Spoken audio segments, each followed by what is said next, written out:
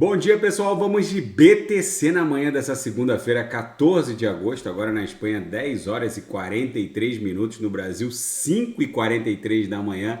Gente, vejam o que a BTC fez no gráfico de 6 horas. Ela literalmente deu um beijinho aqui na base da nossa cunha triangular no 6 horas. Chegou a fazer a mínima na madrugada em 29.102.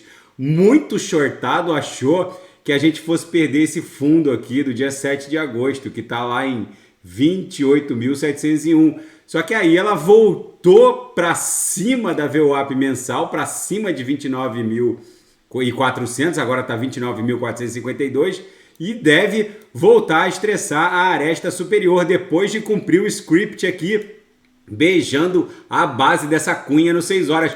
No 4 horas essa movimentação ficou muito clara. A gente basicamente foi estressar a lower aqui da banda de VWAP mensal, semanal, desculpa, e depois retornou para um patamar acima da VWAP semanal, que permanece em 29.340. Agora a cotação 29.452. Se romper 29.660, retoma a tendência de alta no 4 horas e tem condições de estressar os cumes da nossa bandeira de alta, que no diário segue plenamente vigente. É bem provável que esse aprisionamento aqui, como num bico de uma figura triangular no diário, redunde no estresse de baixo para cima contra a linha superior da nuvem no diário.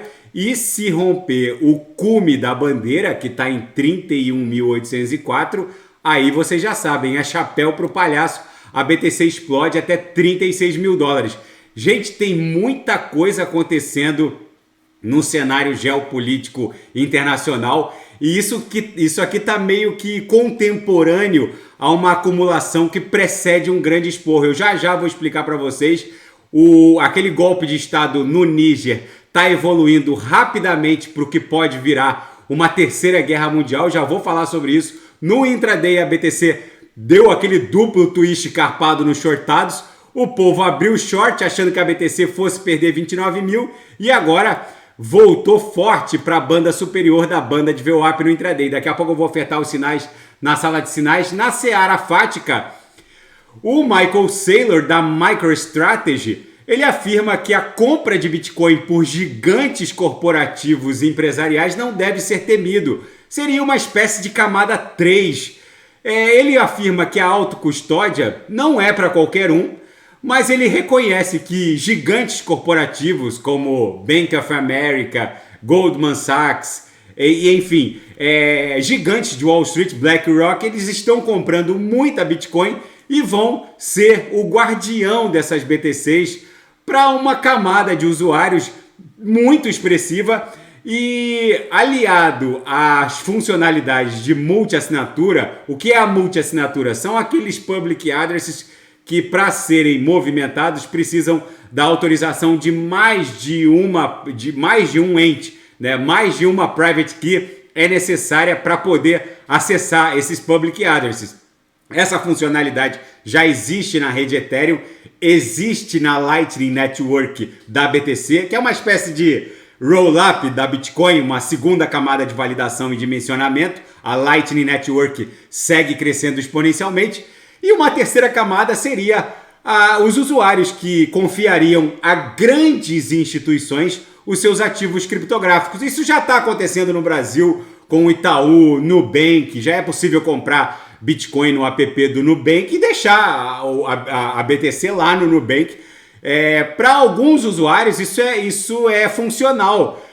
Eu, por exemplo, não imagino a minha mãe autocustodiando o BTC, tendo que lidar com 12 palavras ou 24 palavras, custodiando essas 24 palavras de um ledger num cofre. Enfim, ele cita o exemplo de um homem que possui BTC com 85 anos e luta contra o Alzheimer. Enfim, nesses casos, a custódia corporativa, numa espécie de camada 3, ainda é necessária e sempre vai encontrar um mercado adaptado a esse tipo de necessidade. E um candidato pró-Bitcoin de centro-direita, Javier Milei, ele vence as primárias na Argentina, ele tem condições de derrotar uma coalizão peronista e é maximalista da BTC.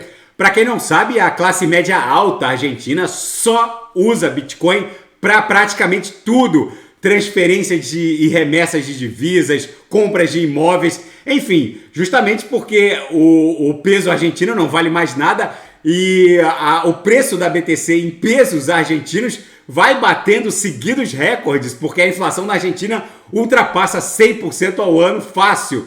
E a Polkadot aprovou um novo update na rede, o Polka Safe, que vai permitir a multi-assinatura no ecossistema Polkadot. O Polka Safe é uma ferramenta prática que utiliza o pallet de multi-assinatura dentro do substrato, que vai poder ser replicado em todas as parachains ou parathreads daquele ecossistema, que permite que várias partes gerenciem e controlem determinados public addresses. E na seara geopolítica e finanças internacionais, uma entrevista bombástica no Vanguard aqui com um ex-governador de estado nigeriano, o Okevilis Inuwodo. Ele afirma que o mundo está caminhando rapidamente para uma terceira guerra mundial a partir do golpe de estado no Níger.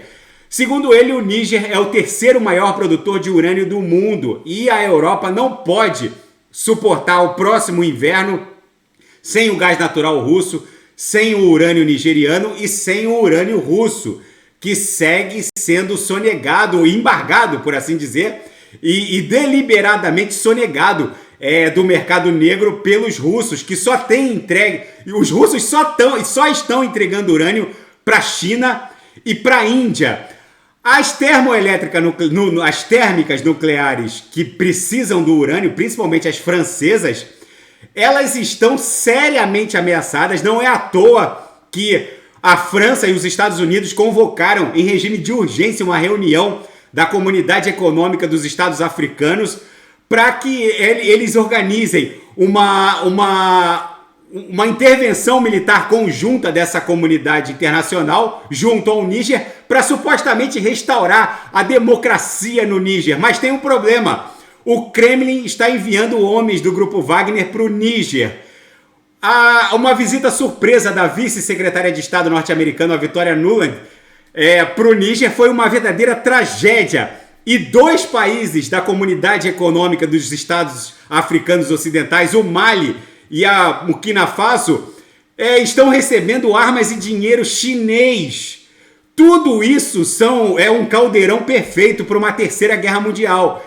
E a Bitcoin vai ser seriamente beneficiada com esse colapso no mercado do urânio. Eu já reportei aqui em outras análises, existe uma correlação, uma simbiose muito grande entre BTC e urânio. O preço do urânio no mercado internacional não para de subir. Se o Kremlin e a China resolverem intervir, principalmente no Mali e na Burkina Faso, com certeza o mundo vai explodir numa terceira guerra mundial, por um motivo muito simples. A Europa vai congelar no próximo inverno sem o urânio do Níger. Enfim, o mundo está virado num caldeirão. Agora, no final da tarde desse domingo, a Rússia equipou seus principais submarinos nucleares com mísseis hipersônicos e os enviou para o Ártico.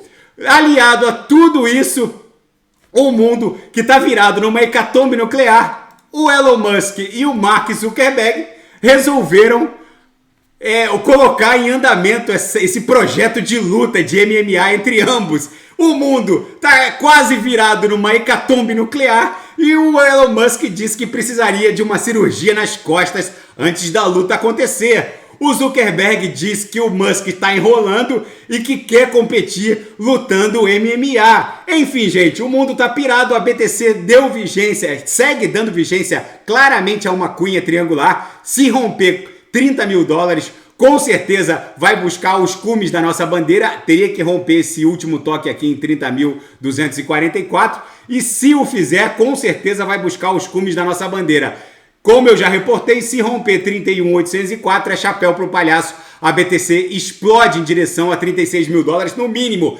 Se o mundo eclodir numa terceira guerra mundial a partir do golpe de estado no Níger, aí $40 mil vai ser pouco para a BTC, que goza de uma simbiose com o preço do urânio. Daqui a pouco eu volto com ADA, XRP, Polkadot, Kusama, Atom e quem quiser sugerir é só colocar nas mensagens abaixo.